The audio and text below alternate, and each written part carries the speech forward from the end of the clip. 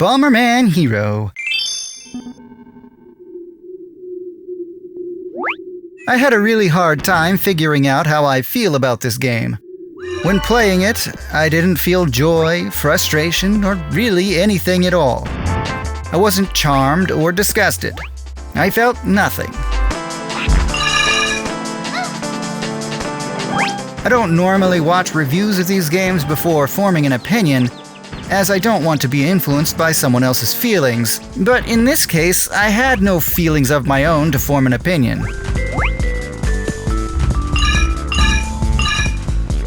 Most of the other reviews I watched tended to have generally the same things to say about it.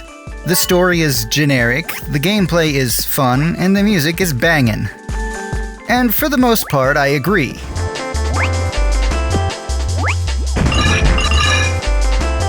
I'm not a big Bomberman fan, so I have no real attachment to the character or the franchise.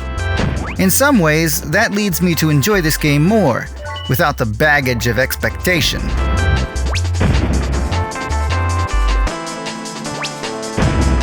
My only previous experience with Bomberman is Bomberman N64, which I thought was just okay. Bomberman Hero gives you limited control of the camera, and that's a good thing. Bomberman 64 struggled to have a consistently good camera perspective, but the camera in this game is semi-fixed, so it's less likely to get stuck behind a wall or at an awkward angle. The game is colorful and decently sharp, the texture work and art design are well done. Everything was easy to see without objects blurring together. The frame rate dips here and there, with some animations appearing choppy. There are some significant draw distance limitations, causing some very noticeable pop-in. It didn't hurt the gameplay too much, but it certainly didn't help it any. What people seem to remark on most about this game is the music. Now, I've never been big on drum and bass music, but the soundtrack in this game is quite enjoyable. The rest of the sound effects are well suited to the game, even if they do sound a little generic. Unlike most Bomberman games, Bomberman Hero is a single-player action platformer.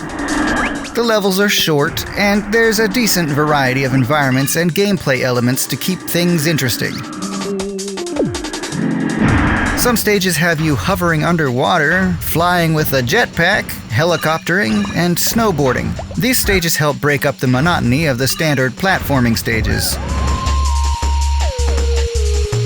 The gameplay feels good. Running, jumping, and throwing bombs feels natural. Kicking the bombs didn't work quite as well. You have to come to a complete stop before setting down a bomb and kick it before moving again. Otherwise, the kick won't trigger and the bomb will just sit there until it explodes. The platforming was fairly straightforward and easy to get the hang of, although it can be hard to determine 3D depth on occasion. This game didn't make me feel anything. The gameplay worked well, the music was good, the graphics were adequate. This game didn't do anything groundbreaking or fail in any spectacular way. I had fun throwing bombs at enemies, but you can only do that so many times before it loses its luster. The GameRankings aggregate score for this game has it at 58%. I don't think it feels like a 58% to me. It deserves better than that. I want to put this one on the nice tier, but there's so much about this game that's just middling that I have to say it's fine. This is fine. It's not a bad game at all, and it deserves to have the fans it does. Perhaps I'll revisit it once I'm finished playing the rest of the N64 library. Anyway, if you enjoyed this video, give it a like and let me know your thoughts in the comments. And if you're still here and you're not subscribed, then subscribe! And if you really want to help the channel grow and get these videos early, become a channel member like these cool individuals. Thanks for watching, good luck on all the things, and I'll see you later. Bye. I had a really hard time feeling... Some significant draw distance There are some significant...